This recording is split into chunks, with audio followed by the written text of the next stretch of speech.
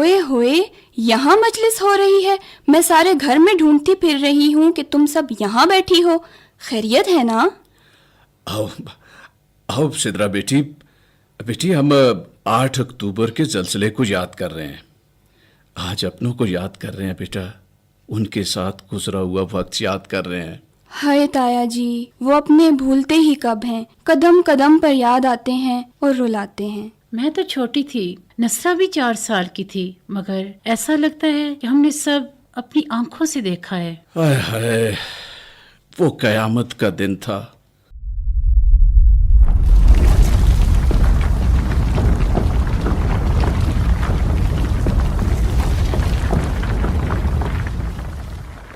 خوف و ہراس کا دن تھا.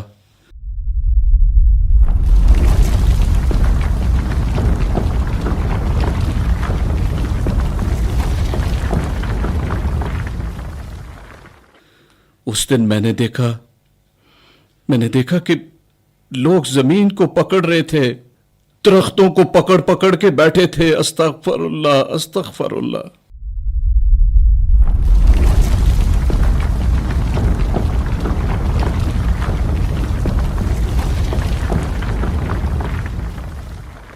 تایا جی، آپ کہاں تھے اس وقت؟ بیٹا میں مسجد میں تھا، روزے تھے اور میں قرآن مجید پڑھ رہا تھا.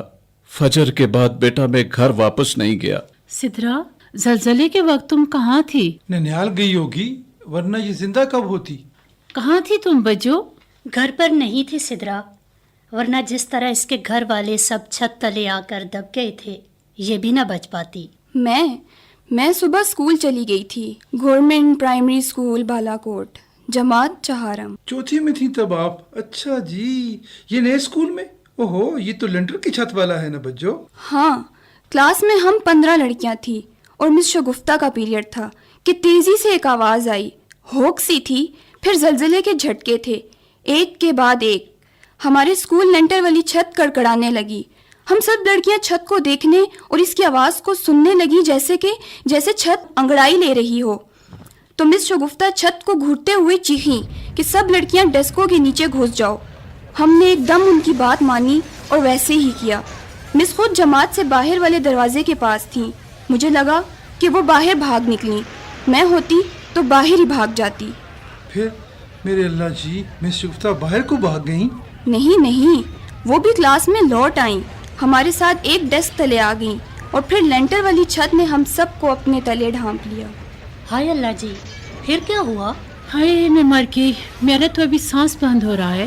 بیٹا وہ ایک قیامت کی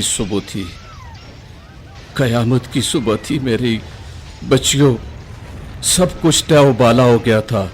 ہمارا بالا کوٹ، الائی، بٹگرام، آزاد کشمیر، خاص کر ہمارا مظفر آباد، سب زلزلے نے اجاڑ دیا تھا اور لوگوں کو نگل گیا تھا میرا بیٹا. تایا جان، میں اس وقت کو یاد نہیں کرتی، میں اس خیال کو بھی نہیں دہرا سکتی. میرا دم گھٹنے لگتا ہے.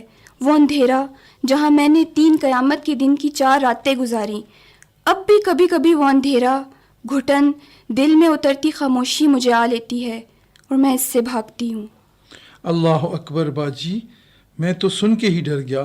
اللہ جی، ایسا پھر کبھی نہ ہو، آمین. پھر کیا ہوا سدرا بجو؟ علی، تم سوچو ذرا، ایک ہی حالت میں پڑے رہنا، ڈر اور موت کا سایہ اس اندھیرے میں. باہر سے کتوں اور گیدڑوں کے علاوہ کوئی آواز نہیں آتی تھی اور مس شگفتہ کا صوتی لمس تھا، یعنی ان کا مسلسل بولنا ہی ایک آسرا اور سہارا تھا. ان سوچوں کو سوچنا آسان نہیں ہے اور میرے لیے ان کو دہرانا اور بھی مشکل ہے. بالکل اچھا کرتی ہو میرے بیٹا، جو سوچتی نہیں ہو. چلو کوئی اور بات کرتے ہیں. جی تایا جی، کاش میں آپ کو سب سنا سکوں اور کاش آپ لوگ سمجھ سکو. کاش. چھوڑو بیٹا، کوئی اور بات کرو. دیکھو یہ اداس باتیں دلوں کو اداس کرتی ہے بچوں. تایا جی بتانے دینا جی، سدرا بجو کو بتاؤ نا بجو جی، پھر کیا ہوا بتاؤ نا. بتا ہی تو رہی ہوں گڑیا. ہم سب ڈیسکوں تلے سر چھپائے بیٹھی تھی کہ دھڑام سے لنٹر آن گیا. چیخیں خود بخود حلق سے نکلنے لگی. یوں لگا دل بھی باہر نکل پڑے گا. धूल का जो तूफान उठा और खांसी का वो दौरा पड़ा। खांसी थमी तो छींके शुरू, धूल नाक और मुंह को भर गई।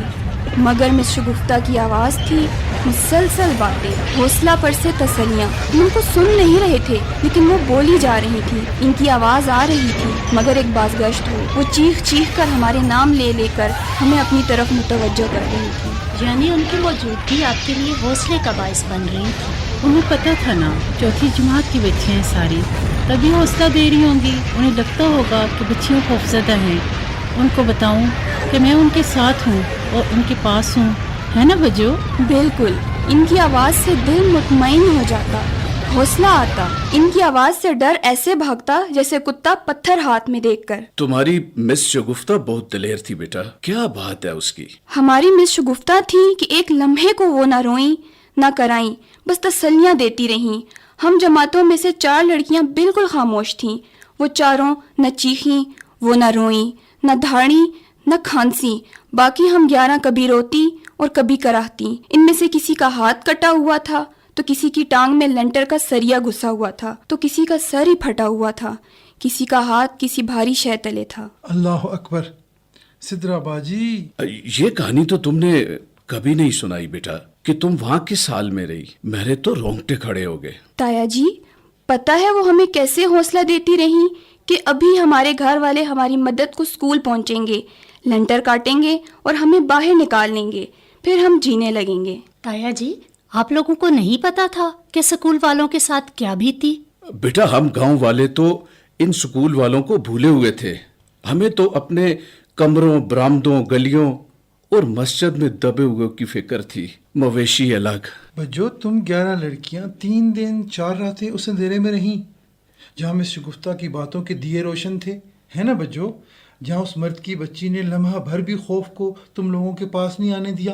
मोहम्मद, मिस शगुफ्ता बिल्ला ताकुफ बोलती रहीं, हमारे नाम ले लेकर पुकारती और कहती, सिदरा लेंटर कटेगा, महदिया हम बाहर जाएंगे, जोहरा हम तेरे घर तेरे मामू की शादी पर आएंगे, फायजा इस दफ़ा तकरीरी मुकाबले में मैं तुमको मानसिरा लेकर जाऊंगी और कबाब भी खिलाऊंगी, बच्चियों हम बाहर जाएंगे और जिंदगी को फिर से जिएंगे। मिस शगुफ्ता की आवाज़ तो आपके लिए हौसला होगी ना? ताया जी, मेरे तो रोंगटे खड़े हो गए। फिर क्या हुआ बज्जो? फिर ये हुआ कि तीसरे दिन शाम ढले, जब लेंटर कटा और हम 9 लड़कियां सही सलामत बाहर निकाल ली गईं, तो हमने देखा मिस शगुफ्ता का तो आधा धड़ दीवार के नीचे दबा हुआ था और वो लेंटर कटे के दरमियान ही किसी वक्त जन्नत में चल दी। हाय हाय, ऐसी सैकड़ों कहानियां हैं जहाँ इंसानियत ने अपनी अजमत मनवाई, खौफ और डर को हराया, रवायात जिंदा रखी।